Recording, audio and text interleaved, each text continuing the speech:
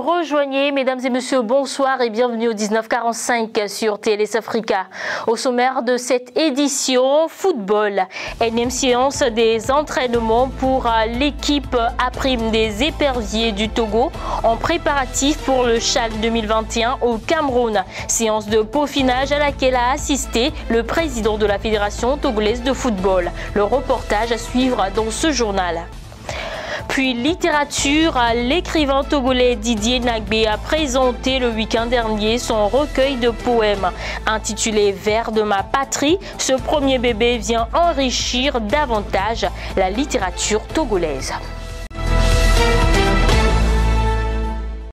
Nous l'annoncions tantôt dans les titres, les éperviers A' poursuivent à Lomé leurs préparatifs pour le CHAN prévu du 16 janvier au 7 février 2021 au Cameroun. Une énième séance d'entraînement au stade de la JCA au cours de laquelle la bande à Abalo-Dossé a reçu la visite du président de la Fédération togolaise de football, le colonel Guy Akpovi, et du premier vice-président El Hadj Ama Chérif, venu encourager l'équipe. À quelques semaines du CHAN où ils vont affronter les pays comme le Maroc, l'Ouganda et le Rwanda, le staff des éperviers locaux remet les bouchées doubles pour remettre à niveau les joueurs après la première phase d'entraînement. Bon, on n'a pas eu de blessés pendant la préparation, c'est déjà bien. La première semaine, c'était consacré vraiment sur l'aspect physique. En deuxième semaine, on a travaillé sur l'aspect technique et tactique. Mais sur le match contre Guito, ça a montré qu'il y a beaucoup de travail à faire. Les joueurs manquent beaucoup de rythme. On va essayer vraiment de mettre un peu plus d'intensité dans notre jeu. Parce que là, il faut en prod jouer des matchs avec eux. Puisque là, tout ce que j'ai vu dans la semaine en entraînement, c'était que de bonnes choses. Mais sur cette opposition, je me suis rendu compte que les matchs, ce n'est pas comme les entraînements. Donc je crois qu'il nous faut beaucoup de matchs amicaux. Et j'espère qu'on en trouvera avant d'aller au Cameroun. Les séances d'entraînement ont repris avec plus d'entrées depuis le week-end dernier. Un stage d'aguerrissement que le président de la Fédération togolaise de football apprécie. Malgré l'arrêt du championnat, je vois qu'il y a de la matière. Hein? Ça peut aller? Hein? Vous êtes sur au moins 80% pour l'instant? C'est déjà parti. C'est déjà parti? C'est déjà parti même. Inch'Allah. Bon, mais c'est juste pour vous encourager et vous donner vraiment le moral. Même si on ne vient pas, ne pensez pas qu'on n'est pas au courant de vos activités. Hein. Pour l'instant, je ne peux que vous souhaiter courage. Hein, et faites votre travail, jouez comme vous pouvez jouer, hein, mettez-vous en forme. Bien. Bonne chance à vous et du courage.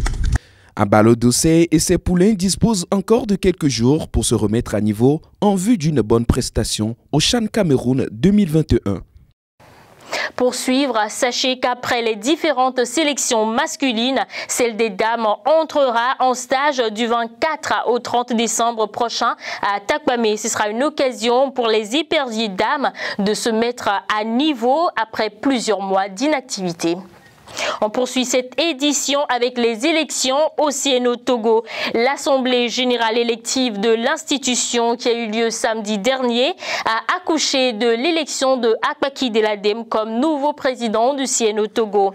Présente à l'ouverture des travaux, la ministre des Sports, Madame Lydie Bessi-Camon, a invité les différents acteurs du sport à poser les balises d'une nouvelle ère pour un fonctionnement optimal de l'institution. Regardez. Enfin, le 19 décembre. Jour d'espérance du mouvement sportif togolais est enfin arrivé. Pour tourner définitivement la page de la crise qui, depuis plusieurs mois, secoue le Comité national olympique du Togo en mettant en place un nouveau comité exécutif pour les 4 années à venir. Il faut faire une rétrospection pour ne pas retomber dans les erreurs du passé. Il s'agira pour vous, qui constituez le corps électoral, de poser les balises d'une nouvelle ère pour un fonctionnement optimal du comité exécutif qui sortira de cette Assemblée générale élective de fin de mandat.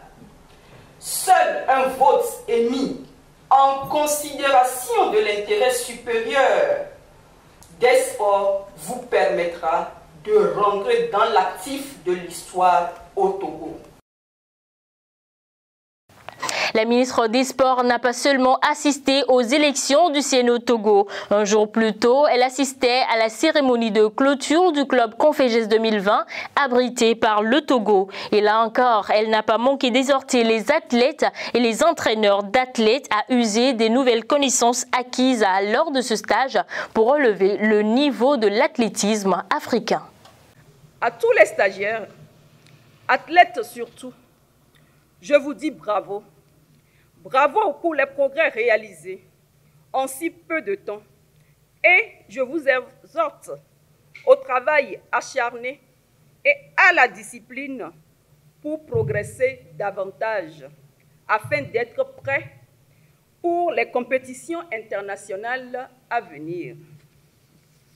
À vous, messieurs les entraîneurs participant au stage, je vous invite à mettre à profit les nouvelles connaissances reçues de vos mentors et surtout les connaissances reçues de l'expert international pour mieux encadrer les jeunes athlètes placés sous votre responsabilité et les amener progressivement vers les qualifications aux Jeux olympiques de Paris 2024, qui semble être l'objectif à moyen terme de la Conféges. Littérature à présent, les rayons des bibliothèques vont s'enrichir d'un nouveau recueil de poèmes, œuvre du Togolais Didier Nagbé. Vers de ma patrie vient d'être présenté au public. Marisa Cotier. Vers de ma patrie, c'est la toute première œuvre de Didier Nagbé, un recueil d'une 50aine de poèmes que l'auteur lit intimement avec son pays. Vers de ma patrie, donc c'est un recueil de 53 poèmes, de 53 textes poétiques que j'ai rassemblés et qui sont tous consacrés d'abord aux Togolais et aux Togolaises, qui évoquent le vécu des Togolais, qui parlent de ce pays, qui parle des réalités, qui parle des valeurs, que ce soit les valeurs humaines, que ce soit le potentiel des terres de ce pays. Et donc un ensemble de textes dans lesquels peuvent se retrouver tous les Togolais et qui est consacré donc à notre pays pour valoriser, pour créer de la richesse culturelle, de la richesse littéraire pour notre pays. L'auteur ne saurait exprimer ses valeurs et ses sentiments autrement que par ce canal.